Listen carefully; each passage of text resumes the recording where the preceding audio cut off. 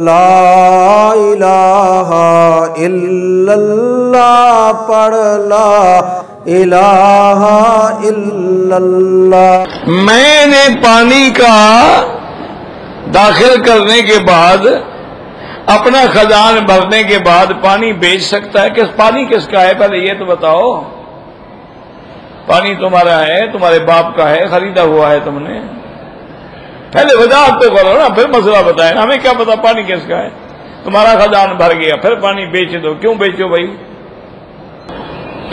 اللہ عرش میں موجود ہے اور اللہ کو حاضر ناظر نہیں سمجھنا چاہے۔ حاضر ناظر علم کے ساتھ ہے، معیت علمی ہے، معیت نصرت ہے۔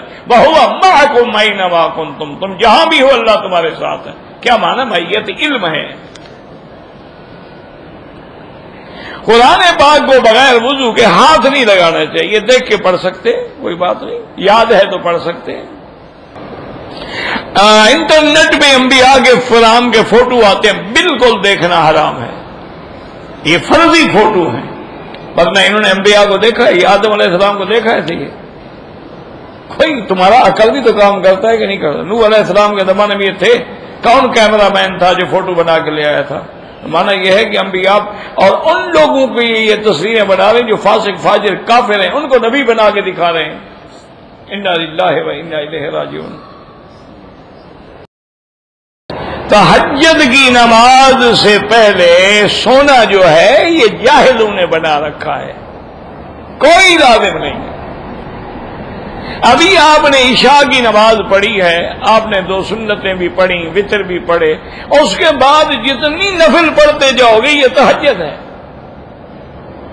یا آپ اپنے گھر میں چلے گئے، کھانا کھایا، پانی پیا، بچوں سے باتیں کی، فارغ ہوئے، وضو کر کے اسی وقت 4 رکعت پڑھ لی، یہ تہجد ہوگی۔ یہ ضروری نہیں ہے کہ پہلے سو جاؤ، سو کے اٹھو گے تو تہجد پڑھو گی، یہ تو کوئی مسئلہ نہیں۔ ایک آدمی کی ڈیوٹی ہے، سارے رات اسے ڈیوٹی کرنی ہے، یعنی وہ سوئے گا نہیں تو کیا تہجد بھی نہ پڑھے، نماز ہی نہ پڑھے؟ کہ سویا تو نہیں بیچارہ؟ یہ لوگوں نے خود بنا رکھا ہے۔ وہ معنی ہوتا ہے کہ سونے کے وقت کو چھوڑ کے نماز ادا کرنا، کہ عشاء کے بعد ہمیں حکم ہے کہ جلدی سو جاؤ۔ حضور نے فرمایا کہ عشاء کے بعد بے فائدہ کلام نہ کرو۔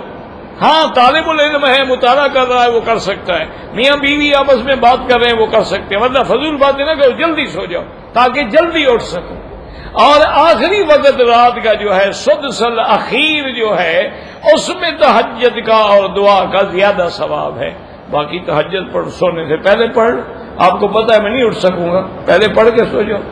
آپ کو پتہ ہے میں نہیں اٹھ سکوں گا، وتر بھی پہلے پڑھ لیں۔